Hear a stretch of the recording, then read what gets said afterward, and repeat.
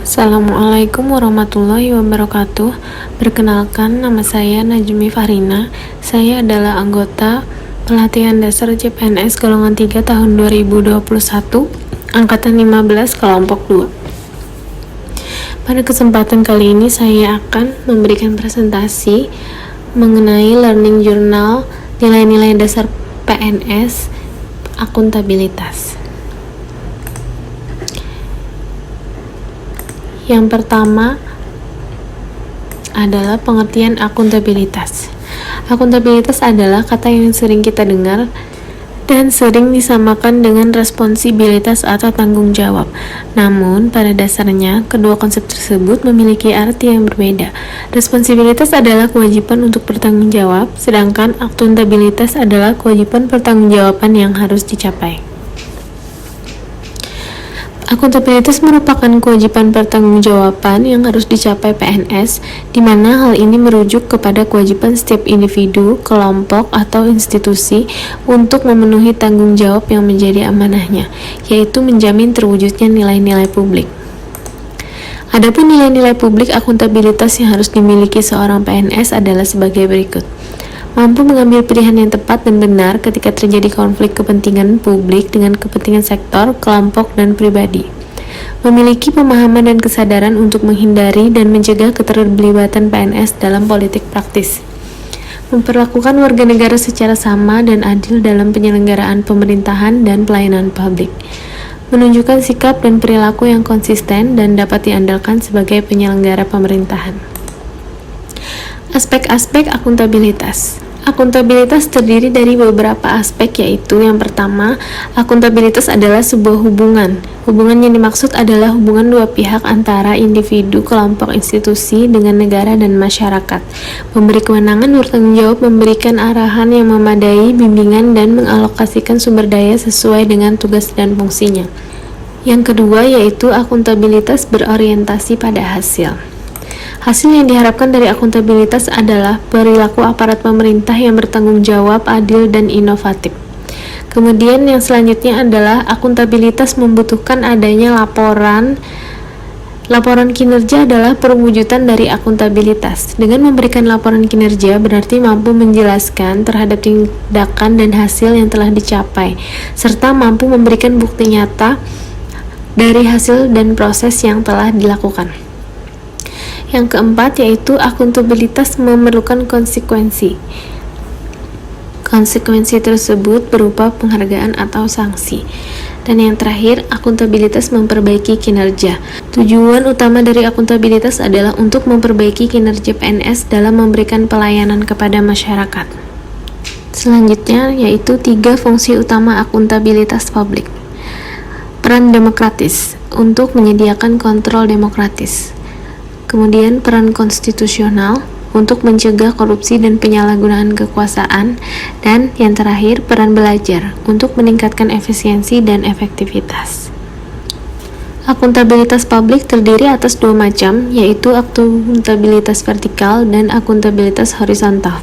Akuntabilitas vertikal adalah pertanggungjawaban pengelola dana kepada otoritas yang lebih tinggi, misalnya pertanggungjawaban unit kerja atau dinas kepada pemerintah daerah. Sedangkan akuntabilitas horizontal adalah pertanggungjawaban kepada masyarakat luas. Tingkatan akuntabilitas. Akuntabilitas memiliki 5 tingkatan yang berbeda, yaitu akuntabilitas personal, akuntabilitas individu, akuntabilitas kelompok, akuntabilitas organisasi, dan akuntabilitas stakeholder. Untuk memenuhi terwujudnya organisasi sektor publik yang akuntabel, maka mekanisme akuntabilitas harus mendukung dimensi akuntabilitas, yaitu akuntabilitas kejujuran dan hukum, terkait dengan kepatuhan terhadap hukum dan peraturan yang berlaku. Kemudian, akuntabilitas proses. Apakah prosedur yang digunakan sudah baik dalam hal kecukupan sistem informasi akuntansi, sistem informasi manajemen, prosedur administrasi? Kemudian, akuntabilitas program. Apakah tujuan yang ditetapkan dapat tercapai? Apakah ada alternatif program lain yang memberikan hasil maksimal dengan biaya minimal? Dan yang selanjutnya adalah akuntabilitas kebijakan, terkait dengan pertanggungjawaban pemerintah atas kebijakan yang diambil terhadap DPR atau DPRD dan masyarakat luas. Akuntabilitas tidak akan mungkin terwujud apabila tidak ada alat akuntabilitas. Di Indonesia, alat akuntabilitas antara lain perencanaan strategis yang berupa RPJP atau Rencana Pembangunan Jangka Panjang, RPJM, Rencana Pembangunan Jangka Menengah, dan tahunan yaitu RKP, Rencana Kerja Pemerintah. Kemudian juga ada rencana strategis atau Renstra, dan untuk setiap satuan kerja pemerintah dan sasaran kinerja pegawai SKP untuk setiap PNS. Kemudian ada kontrak kinerja. Semua pegawai negeri sipil tanpa terkecuali mulai 1 Januari 2014 menerapkan adanya kontrak kerja pegawai. Kemudian yang terakhir laporan kinerja, yaitu berupa laporan akuntabilitas kinerja instansi pemerintah atau disingkat dengan LAKIP, yang berisi perencanaan dan perjanjian kinerja pada tahun tertentu, pengukuran dan analisis capaian kinerja, serta akuntabilitas keuangan. Untuk menciptakan lingkungan organisasi yang akuntabel, maka diperlukan beberapa aspek yang merupakan indikator dari nilai dasar akuntabilitas, yaitu kepemimpinan, transparansi, integritas, tanggung jawab, keadilan, kepercayaan, keseimbangan, kejelasan, dan konsisten. 5 langkah dalam framework akuntabilitas. Yang pertama, tentukan tujuan dan tanggung jawab. Kemudian yang kedua, rencanakan apa yang akan dilakukan untuk mencapai tujuan. Yang ketiga, lakukan implementasi monitoring kemajuan. Yang keempat, berikan laporan secara lengkap. Dan yang kelima, berikan evaluasi dan masukan perbaikan.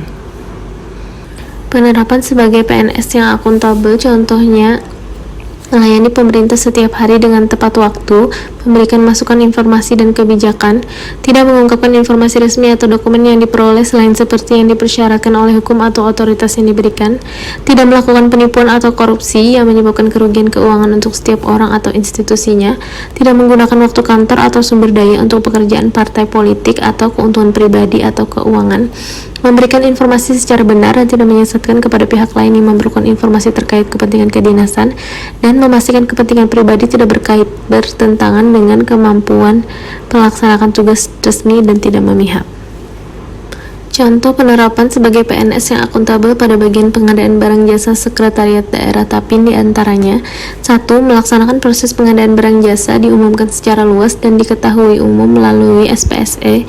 2. Tidak menerima surat mencegah fraud dalam proses pengadaan barang jasa. 3. Memberi perlakuan sama kepada semua penyedia tanpa merugikan pihak manapun.